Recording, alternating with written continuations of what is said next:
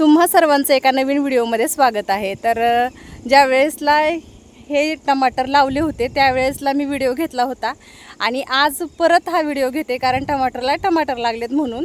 आणि आपल्याला वाटतं की 20-30 रुपये किलो टमाटर आहेत, काय एवढं महाग आहे का, आणि खूप जास्त महाग पण वाटतं बरं का, 30-40 रुपये किलो असतात म्हणून। पण ह्या टमाटरला इतका जास्त खर्च लागतो आणि ह्या ज्या काठ्या दिसतात आहे तुम्हाला, ह्या लावाव्या लागतात आणि तुम्हाला नंतर हे मागचं दाखवतेच की काय काय केलं आहे ते। आणि उन्हाळ्याच्या दिवसात टमाटरचं झाड टिकवणं खूप जास्त अवघड आहे, कारण उन्हाळ्यात टमाटर येत नाही, लगेच जळतं, म्हणजे बऱ्यापैकी खूप जास्त काळजी घ्यावी लागते ह्याची म्हणून। आणि इथं अर्धा एकर केले आणि अजून 1 एकर लागण वरती घराच्या पलीकडे केली। आता मी तिकडे गेलेली नाही आहे आता, आणि मी आता रस्त्याने चाललेच होते तर म्हटलं चला व्हिडिओ घ्यावा, तर तुम्हाला जवळून दाखवते आणि थोडीशी माहिती पण देते ह्याच्याबद्दल। ही पूर्ण अर्धा एकर टमाटरची शेती आहे आणि आता परत आमच्या घराच्या पाठीमागच पूर्ण 1 एकर शेती केलेली आहे टमाटरची। आणि कालच रात्री पाऊस येऊन गेल्यामुळे पूर्ण हे ओलं झालेलं आहे, चिखल झालेला आहे पूर्ण, त्यामुळे आतमध्ये जाता येत नाही आहे। तर मी साईडूनच तुम्हाला हा व्हिडिओ दाखवते। टमाटरच्या झाडाला खूप सारे आता म्हणजे फुलकळी लागलेली आहे, टमाटर आलेले आहेत आणि ह्या टमाटरला अशा सुतळीनं बांधलं पाहिजे। जर नाही बांधलं तर टमाटरचं झाड असं वाकून जातं आणि खाली झोपलंच जातं पूर्ण झाड। त्यामुळं अशा प्रकारे सुतळीनं 3-4 ठिकाणी बांधलं जातं झाड, आणि वरती दोन्ही साईडनं असे बांबू बांधले जातात आणि एक तारमध्ये अशी इथून ते शेवटपर्यंत बांधली जाते आणि ही सुतळी अशीच वरती ह्याला बांधून द्यायची।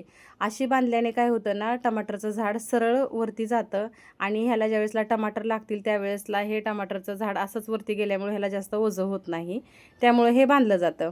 आणि ह्याला खूप जास्त वेळ लागतो बरं का, असं वाटतं की किती तर सोपं आहे हे, पण एवढं करायला जवळजवळ 8 ते 10 दिवस गेले सुतळ्या बांधायला या झाडाला।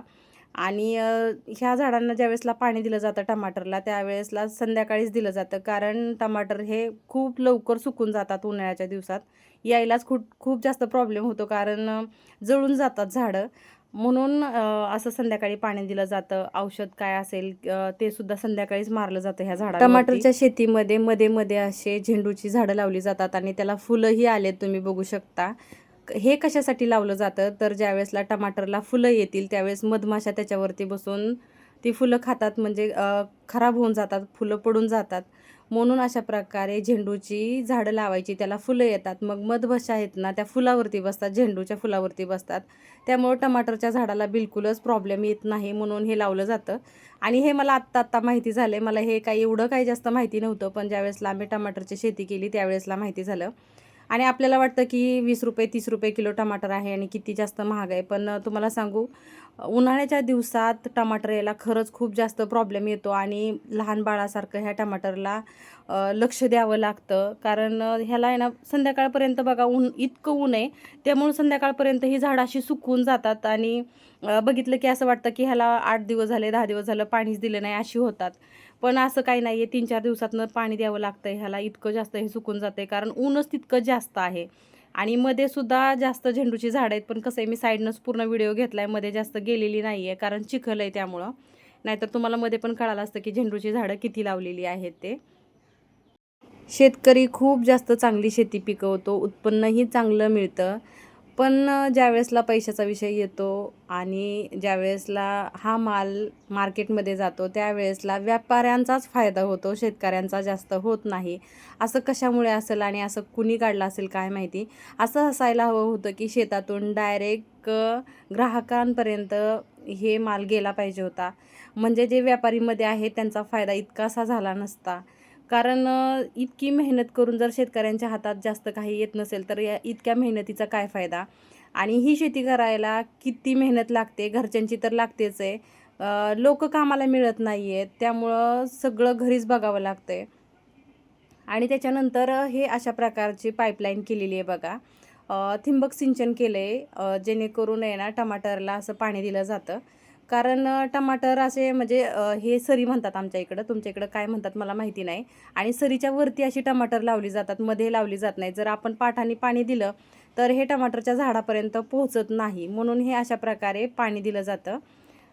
हे मोठा पाईप एकच इथून ते शेवटपर्यंत लावलेला आहे आणि मधून अशा ज्या छोट्या पाईप आहेत त्या टाकलेल्या आहेत, ठिबक सिंचन असं पाणी दिलेलं आहे, जास्त पाणीही लागत नाही अशा प्रकारे दिल्यामुळं। आणि प्रत्येक टमाटरच्या झाडाला पाणी मिळतं, व्यवस्थित मिळतं. त्यामुळे हे अशा प्रकारे केलेलं आहे. आणि झेंडूची झाडं इकडून पण दिसतात आहे, तुम्ही बघू शकता. देऊळ बंद पिक्चर मी बघितला आणि खरं सांगायचं तर शेतकरी मेहनत करतो, शेती चांगली पिकवतोही, पण खरंच शेतीला भाव मिळत नाही. शेतीला म्हणजे पिकाला भाव जसा पाहिजे तसा खरंच मिळत नाही. मग वाईट वाटतं, कारण आता आम्ही कांदा केला आहे बघा, आणि कांदा असा झाकून ठेवला जेणेकरून असं वाटलं की आपल्याला ह्याचा पुढं जाऊन फायदा होईल, दर वाढेल म्हणून. आणि जास्त दिवस ठेवलं की कांदाही खराब होऊन जातो, अशी शेतकऱ्यांची व्यथा आहे.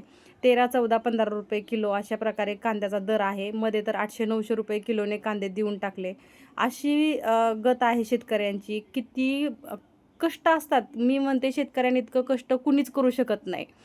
मग शेतकऱ्यांच्याच बाबतीत असा अन्याय का? इतकी मेहनत करून त्यांना त्यांच्या मेहनतीचं फळ हे मिळालंच पाहिजे. प्रत्येक शेतकऱ्यालाच मिळालं पाहिजे.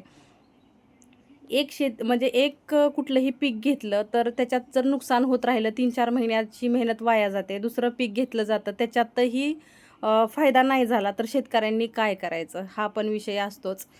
तर चला, हा व्हिडिओ तुम्हाला कसा वाटला नक्की कळवा. आणि मी शेतकऱ्याची मुलगी आहे म्हणून थोडीफार माहिती आहे, जास्त काही मला माहिती नाही आहे, पण तरी मी देण्याचा प्रयत्न केला, जेणेकरून माझ्यामुळं थोडंसं तुम्हाला माहिती होईल म्हणून. आपल्याला फक्त टमाटर खायचे माहिती असतं, पण त्याच्यामागं किती जास्त मेहनत असते ते माहिती नसतं. आपल्याला फक्त दर दिसतो, पण शेतकऱ्याची मेहनत दिसत नाही. म्हणून हा व्हिडिओ मी तुमच्याबरोबर शेअर केला. आणि हे वातावरण बघू शकता शेतातलं कशा प्रकारचं आहे. संध्याकाळच्या वेळेला मी हा व्हिडिओ घेतला आहे, आणि हा व्हिडिओ कसा वाटला नक्की कमेंट करून सांगा.